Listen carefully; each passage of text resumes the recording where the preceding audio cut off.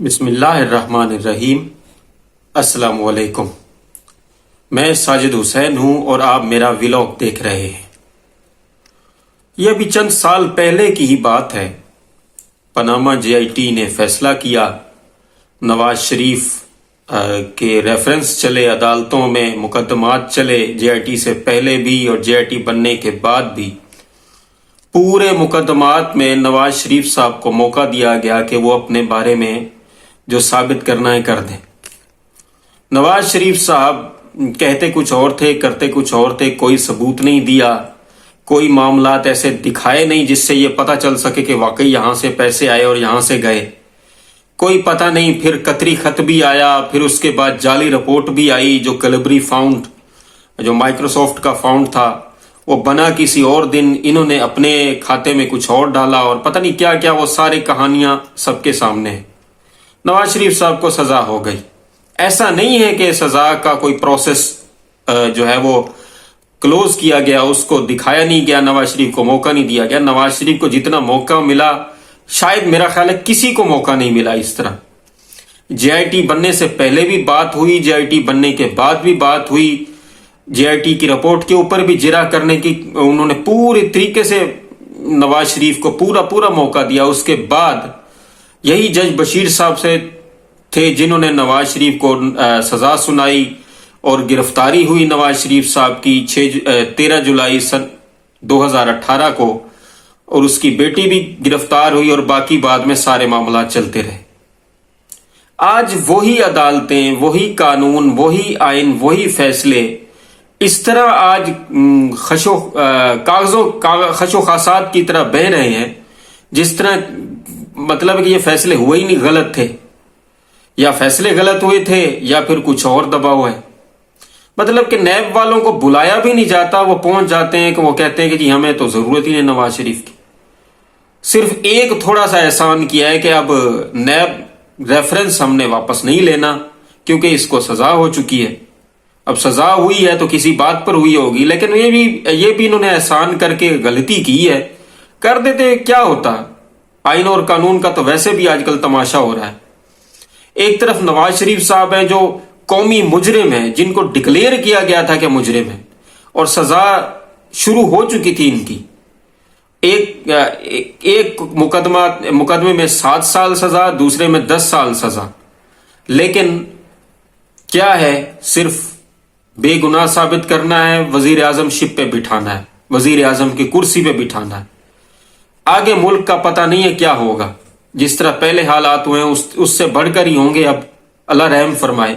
دوسری طرف عمران خان ہے، کوئی ایک کیس بھی ایسا نہیں جس میں جان ہو۔ آپ دیکھیں، جب سے رجیم چینج آپریشن ہوا، رجیم چینج آپریشن کے بعد توشہ خانہ، پھر کرپشن کے نیب کے کیسز نکل آئے، القادر ٹرسٹ اور پتہ نہیں کون سا ٹرسٹ، اور پھر کرپشن کے کیسز نکل آئے، اس میں بھی کچھ نہیں نکلا، پھر قتل کا کیس نکلا، اس میں بھی کچھ نہیں نکلا۔ پھر اگر حکومت کی طرف سے اس کے اوپر کوئی مقدمہ، کوئی کرپشن کا کیس ایسا نہیں نکلا، تو پھر آ کے پھر کیس نکلا جعلی نکاح کا، عدت کے اوپر۔ جی عدت میں بشرا بی بی تھی تو نکاح کر لیا اور پتہ نہیں کیا کیا۔ اب اس نکاح کا بھی یہ حال ہوا کہ جو نکاح کی گواہی دینے کے لیے آیا تھا اس نے اپنی بہن کا رشتہ خان صاحب کو پیش کیا تھا۔ مطلب کہ یہ ننگا پن بھی ہم نے دیکھا، جس طرح آج کل ننگا پن عدالتوں میں ہو رہا ہے، مجرا ہو رہا ہے عدالتوں میں نواز شریف کے سامنے، اسی طرح ہم نے اس بندے کو بھی دیکھا، ایک مفتی بن کے، ایک عالم بن کے، ایک دین کا علم حاصل کر کے اس نے کیا یہ پکھنڈ بازی بنائی، وہ بھی معاملہ ایکسپوز ہو گیا۔ پھر سائفر کا کیس، سائفر کے کیس میں بھی کوئی جان نہیں، یعنی اسی بندے کو مجرم ٹھہرا رہے ہیں جس کے خلاف سازش ہوئی۔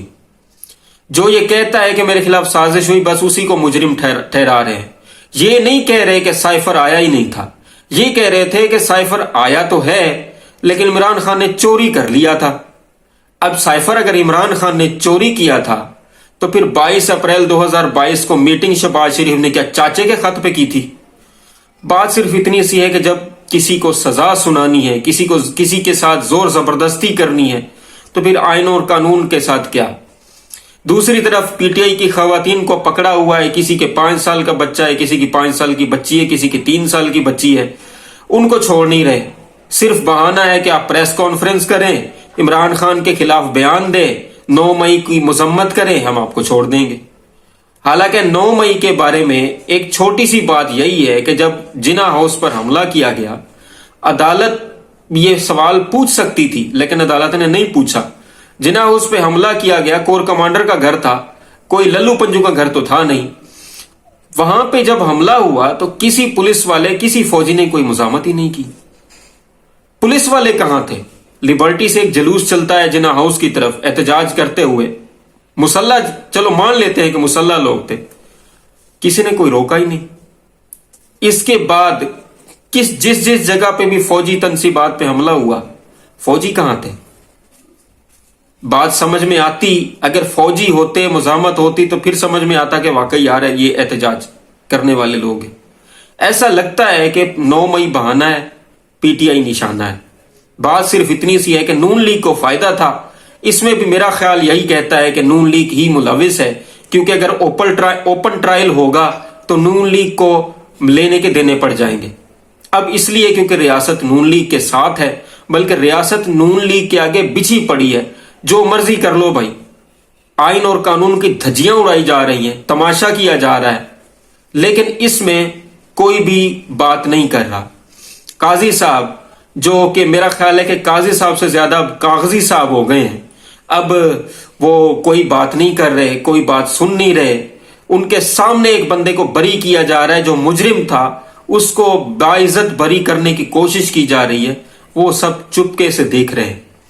جو لوگ آئین اور قانون کی بات کرتے تھے, جو شخص آئین اور قانون کی بات کرتے ہوئے قرآن اور حدیث کی باتیں کرتا تھا, جو شخص لوگوں کو پکڑ پکڑ کے یہ پوچھتا تھا کہ تم مسلمان ہو. صدیق جان ایک صحافی ہے, اس سے انہوں نے پوچھا تھا, کیونکہ صدیق جان نے ان کے بارے میں ایک رپورٹ بنا کر ویڈیو میں کی تھی کہ جی یہ بندہ جو ہے وہ مجرم ہے, یا اس کے پاس ٹیکس اس نے وہ نہیں دیا جو اس کو دینا چاہیے تھا, اس طرح کی کوئی بات تھی.